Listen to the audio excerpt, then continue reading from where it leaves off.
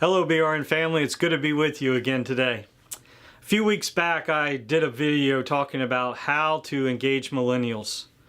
Well, why did I start that conversation? Well, we know today that millennials are the largest generation in America. We also know that if we don't reach this large generation, the future of the church is really going to be challenged because we haven't reached out to what is up and coming in this large population group. We need to know how to engage them. We need to know how to best reach them with the gospel. So I shared with you some things about how to start that conversation. Today I've asked Eric Reiber to come in. He's a collegiate campus minister at Penn State University. Eric himself is a millennial, and I've asked him to come and just kind of speak into this for us to get us a better understanding and a grip on how we can start the conversation, how we can begin to engage the millennial generation with the gospel. So I want to encourage you to listen to Eric as he shares today on how to engage millennials in our context. Cool. Well, Barry, I'm so excited that you've asked me to share about reaching millennials, and I know I'm in a line of many people that are going to be talking on this topic here in the future, and I'm going to just share one perspective about things that we've been doing at Penn State to reach college students for the past few years. And college is interesting because we're in the bottom side of millennials, and I myself, as a 32-year-old, am on the top side of millennials. So as we talk about this, I'm contemplating not just students, but me and my friends that I grew up with, and things that the church can be doing to reach us.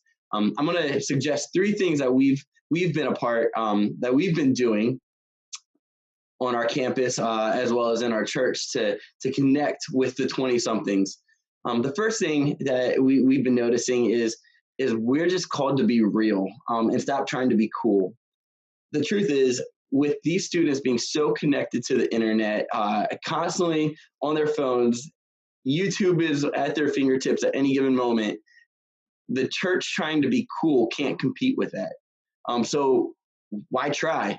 In fact, they don't look for the 40, 50-year-old pastor to be cool. They want to see something that's real, because they don't know the guys on the other side of the phone. They're fake image people to them, even though they are real people. So for us, we have found to be open, genuine, and real, showing what a real faith looks like, has allowed students to really connect more deeply. And most of the students, especially the students who don't come from a Christian background, aren't looking for a fun experience. They're actually just looking for something real that excites their heart, because I'm on a campus of 46,000. They can find cool things to do. And the other thing that we're seeing also within that real and cool phase is there's an extension of childlikeness and an extension of childhood, where students are describing the idea of being an adult being 30 years old and not 22 years old when they're graduating. And so though they have the info at their fingertips, they're still looking for adults to interpret that info for them. And so your ability to not just teach them things and then walk away, but to show them what they can learn and how to interpret it in their life, because you're hopefully showing them your real life, is one thing.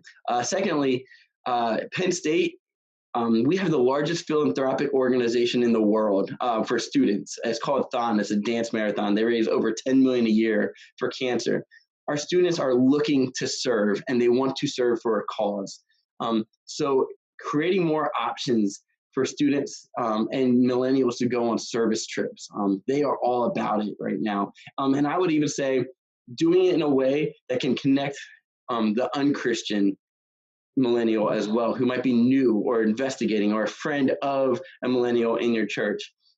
Because two awesome things: one, they're already about serving and they can hop right in, and two, you get about 5 days unobstructed time with them to disciple and to pour into them yourself. So your mission service trips turn into not just serving other people, but you are also being missional within your own team.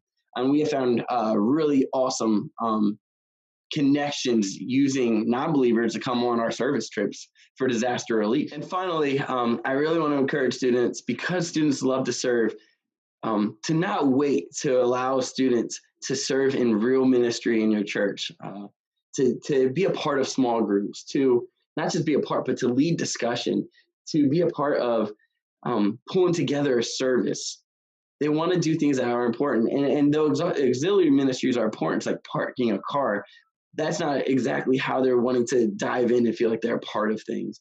And so give them real ministry opportunities, because they've been doing it on the college campus for 4 years already with us. So that's one of the 3 things that we've been doing to connect with millennials, and not just connect them, but to keep them, because that's one of the battles. We don't want the back door to be as big as the front door. And so I thank you for the opportunity, Barry, and I look forward to hearing what others have to say as well.